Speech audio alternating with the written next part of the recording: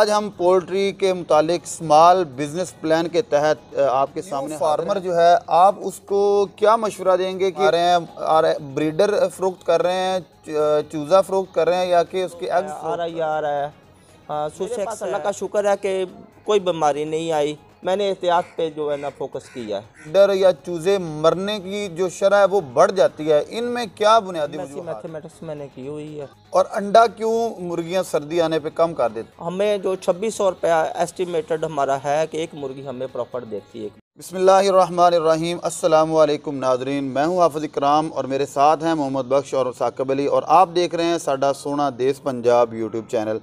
आज हम पोल्ट्री के मुतालिक स्मॉल बिज़नेस प्लान के तहत आपके सामने हाज़िर हैं, जिसके ऊपर बात करने के लिए मेरे साथ मेरे मुअज़्ज़िज़ मेहमान मौजूद हैं। बिला ताख़ीर बिला तमहीद हम गुफ्तगू का आगाज़ करते हैं और सबसे पहले उनका तारुफ़ करते हैं। जी अस्सलाम वालेकुम सर। वालेकुम अस्सलाम। सर जी, आपका नाम क्या है? मेरा नाम सज्जाद नियाज़ी है। और आपका किस शोबे से ताल्लुक़ है? आपका क्या पैशन आपका? मेरा एजुकेशन के साथ ताल्लुक़ है। MSc मैथमेटिक्स मैंने की हुई है। आप फार्मिंग की तरफ कब आए और आपने इसको दीगर जो बिज़नेस है उनको छोड़ के इसी को क्यों तरजीह दी? बेसिक काम तो मैं जो एजुकेशन ही है मेरा, और इसके साथ साथ जो जब लॉकडाउन शुरू हुआ था तो मेरे पास फ़ारग टाइम काफ़ी बच गया था। उस दौरान मैंने जो मिस्री गोल्डन जो मुर्गी से घर की ज़रूरत पूरी करने के लिए मैंने स्टार्ट किया था, घर की मुर्गी यानी अपनी ज़रूरतों पूरी करने के लिए। और जब फिर मैंने यूट्यूब से और जो रिसर्च की, गूगल से रिसर्च की, और मैंने देखा कि ये जो दूसरी नस्लें हैं जैसे ऑस्ट्रेलोप है, RIR है, सुसेक्स है, और इस तरह से जो नस्लें हैं वो ज़्यादा प्रॉफिट देती हैं और एक्सपेंस तो उतने ही आते हैं। तो फिर मैं उस साइड पे ट्रांसफ़र हुआ और इसके बाद मैंने ऑस्ट्रेलोप स्टार्ट की। ऑस्ट्रेलोप जो है वो मेरे पास सबसे बेस्ट ब्रीड चल रही इस वक्त। बाकी ब्रीड्स जो हैं वो सुसेक्स के ऊपर जो मेरा वर्किंग चल रही है वो इंशाल्लाह वो भी शुरू हो जानी है उसमें। तो लेकिन जो ऑस्ट्रेलोप ने मुझे बहुत जो है ना मुनाफा दिया है उसमें। अब हमें ये बताएं कि आपने फ़र्स्ट टाइम अब से कितने मंथ पहले ये काम स्टार्ट किया था और कितने ब्रीडर आपके पास थे, कितनी मुर्गियों से आपने ये काम स्टार्ट किया था और उससे लेकर अब आपके पास कितनी मुर्गियां हैं और उस वक्त आपका क्या ख़र्चा आया था और टोटली ख़र्चे के बाद अब आपके पास क्या प्रॉफिट है उसका? जी, स्टार्टिंग मैंने वो 5 मुर्गियाँ थी और एक मुर्गा था ऑस्ट्रेलोप का, वहाँ से स्टार्ट किया था। कुछ मेरे एक्सपेंस आ गए थे केजेस बनाने में, कुछ बाकी 70,000 रुपये मेरा एक्सपेंस आया था टोटल। लेकिन ये जो 7 माह गुजरे हैं इस दौरान में मेरे पास अब जो इन्वेंट्री भी ज़्यादा बढ़ गई है, चीज़ें भी बढ़ गई हैं, नस्लें भी बढ़ गई हैं, और मेरे पास जो अपना जो है मैंने एक्सपेंस भी उसमें से निकाल लिए सारे अपने, जो 70,000 मैंने इनिशियल किया था। और इस वक्त मेरे पास जो तकरीबन 1.5 से 2 लाख रुपए की जो है ना इन्वेस्टमेंट मेरे पास पड़ी है। मेरा अगला सवाल ये है कि बहुत से फार्मर जो हैं वो सर्दी आने पर इस बात का शिकवा करते हैं कि सर्दी आने की वजह से एक तो अंडे की एवरेज कम हो जाती है और दूसरी उनकी प्रॉब्लम ये होती है कि उनके ब्रीडर या चूज़े मरने की जो शरह है वो बढ़ जाती है। इनमें क्या बुनियादी वजूहात हैं?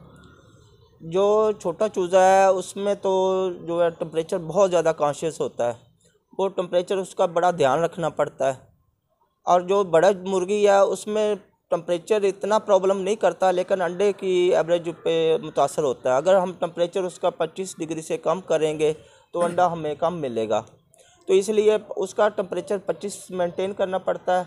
और जो छोटा चूज़ा है वो 37 डिग्री से पे जो हैचिंग होती है उसके बाद ग्रेजुअली जो है ना 1 डिग्री करके हम उसको ग्रेजुअली उसको डिक्रीज़ करते हैं, टेम्परेचर नॉर्मल पे लेके आते हैं।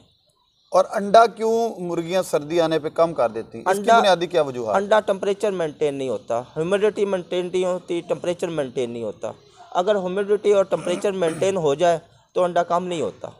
और एक मुर्गी जो है उसको डेली बेस पे कितने रुपए की खुराक दरकार होती है? और एक मंथ में एक मुर्गी जो आपके पास है, हम यही आपसे पूछ लेते हैं कि आप एक माह में एक मुर्गी पे कितना खर्चा करते हैं और उससे इस वक्त क्या आमदन है? जी, एक मुर्गी जो है ना इस वक्त सारे खर्चे डाल के, मेडिसिन डाल के, उसमें से फीड डाल के, और उसमें से जो हम चारा वगैरह और जो दूसरी चीज़ें लहसुन वगैरह जो सिरका डालना है, जो भी वैसे सारी चीज़ें डाल के जो हम उसको रूटीन बनाते हैं, वो 30 रुपए से 300 रुपए से ऊपर नहीं वो खाती। और लेकिन आमदन? आमदन जो है वो हमें जो 2600 रुपया एस्टिमेटेड हमारा है कि एक मुर्गी हमें प्रॉफिट देती है एक और सर इसके साथ ही ये सवाल है कि आपकी आमदन की इस वक्त सूरत क्या है, किस सूरत में आप इससे पैसा कमा रहे हैं? और ब्रीडर फ़रोख्त कर रहे हैं, चूज़ा फ़रोख्त कर रहे हैं, या कि उसके एग्स फ़रोख्त कर रहे हैं? ये जो मैं जो एग्स तो फ़रोख्त नहीं करता, चूज़ा मुझे ज़्यादा प्रॉफिट देता है।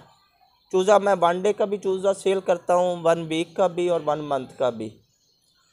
तीनों जो 1 डे का चूज़ा जो है वो 130 रुपए में मेरा सेल हो आप जाता है। सेल कर रहे हैं? और सेल हो जाता है, एडवांस में सेल हो जाता है जी। और एडवांस बुकिंग चलती है। सर आप डेली कितना टाइम देते हैं इन ब्रीडर्स को, और सारे ये जो एसेसरी आपके पास मौजूद है इसको? सुबह 1 घंटा मैं पूरा देता हूँ इनको, जी। और शाम को तकरीबन आधा घंटा। इसके अलावा मेरा दिन सारा मैं अपने बाकी रूटीन वर्क अपना इस्तेमाल करता हूँ। तो आप देख रहे हैं कि सिर्फ डेली बेस पे 2 घंटे देकर एक बंदा बड़ी अच्छी और कामयाब फार्मिंग कर रहा है। और बहुत से वो लोग जिनके दिल में बड़े सवालात थे, हमारे पास टाइम नहीं है। और एक बड़ा अहम सवाल है सर जगह का। बहुत से लोग कहते हैं जी हम कैसे करें, फार्मिंग करना तो चाहते हैं लेकिन जगह हमारे पास नहीं है। आप बुनियादी तौर पे एक बंदे ने 10 मुर्गियों तक की फार्मिंग करनी है या 5 की करनी है बुनियादी तौर पे, उसको कितनी जगह दरकार होगी? एक जो बड़ा ब्रीडर है उसके लिए 4 मुरब्बा फुट से 5 मुरब्बा फुट जगह चाहिए। इस हिसाब से अगर आपके पास जगह हो तो आप छोटी फार्मिंग शुरू कर सकते हैं, बड़े लेवल पे शुरू कर सकते हैं।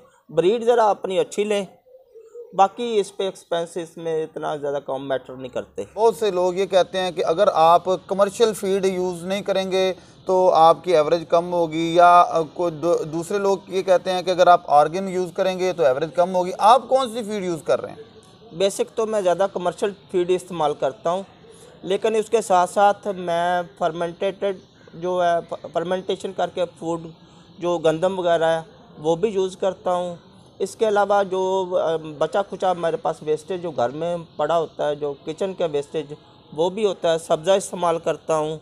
और लहसुन और जो प्याज है वो इसको रेगुलर बेसिस पे देता हूँ।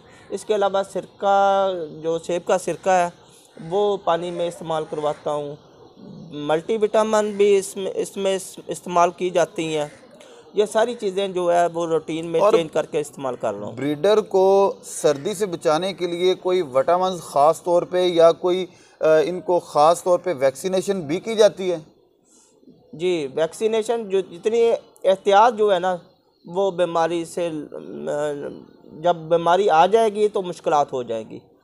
मेरे पास अल्लाह का शुक्र है कि कोई बीमारी नहीं आई, मैंने एहतियात पे जो है ना फोकस किया है। अब आप आखिरी बात ये बताएं कि एक न्यू फार्मर जो है आप उसको क्या मशवरा देंगे कि उसकी जो उसने फार्मिंग करनी है उसमें जो सबसे पहली प्रॉब्लम वो तो टेम्परेचर की है, अनमैनेजमेंट की, तो वो कैसे मैनेज कर सकता है टेम्परेचर को? जी, जो सबसे बेसिक जो है सर्दियों में टेम्परेचर का जो है वो इशू सबसे ज़्यादा इशू होता है। और सर्दियों में अगर हम टेम्परेचर कंट्रोल कर लें, ख़ास तौर पे चूज़े की मोर्टेलिटी जो है वो सिर्फ टेम्परेचर की वजह से होती है। जो अगर टेम्परेचर कंट्रोल हो जाएगा तो आपकी शरह-अमवात जो है वो ज़ीरो पे चले जाएगी। बाकी प्रॉब्लम इतनी ज़्यादा जो बीमारियों की सर्दियों में कम आती हैं, जो नज़ला ज़ुकाम इसका चलता है ज़्यादा, लेकिन अगर आप एहतियात करेंगे तो वो भी उससे बचा जा सकता है। और टेम्परेचर को मैनेज करने का क्या तरीका है? टेम्परेचर कैसे मैनेज करते हैं? जी, वो जो है एक तो जो जहाँ पे रखे हुए वहाँ पे हम जो छोटे लेवल पे करते हैं तो वो हम बल्ब लगा के उसको टेम्परेचर मेंटेन कर लेते हैं। अगर आपने बड़े लेवल पे करेंगे तो आपको उसके अंदर जो भट्टी वगैरह लगानी पड़ेगी और उसको जो है प्रॉपर करना पड़ेगा। लेकिन जिस सतह पे या छोटे लेवल पे चूज़ा जो है वो उनके जो ब्रूडर बना के उनको भी कवर किया जाता है ताकि वो टेम्परेचर जो है ना वो वेस्टेज ना हो। और सर आप हमारे व्यूवर्स और फॉलोअर जो आपको देख रहे हैं, आपकी बातें सुन रहे हैं, उनकी इस्लाह के लिए और उनको अगर कोई आपसे मशवरा लेना चाहे तो एज ए मशवरा के तौर पे आप अपना कॉन्टेक्ट नंबर दे सकते हैं, तो आप दे दें। जी, मेरा नंबर है 0300 86 96 725 0300 8696 725। यदि हमारी आज की इंफॉर्मेटिव वीडियो जो पोल्ट्री के मुतालिक एक स्मॉल बिज़नेस पे हमने पूरी विजिबिलिटी आपके सामने रख दी, कब से स्टार्ट किया, अब किस लेवल पर हैं और उस वक़्त इनका क्या लेवल था, इसके साथ ही मुझे और मेरी पूरी टीम को इजाज़त दीजिए और हमारे चैनल को सब्सक्राइब कीजिए, बेल के आइकन को प्रेस करके अपनी राय का इजहार कमेंट बॉक्स में ज़रूर दीजिए। फिर मिलेंगे नई वीडियो में, तब तक के लिए अल्लाह हाफिज़।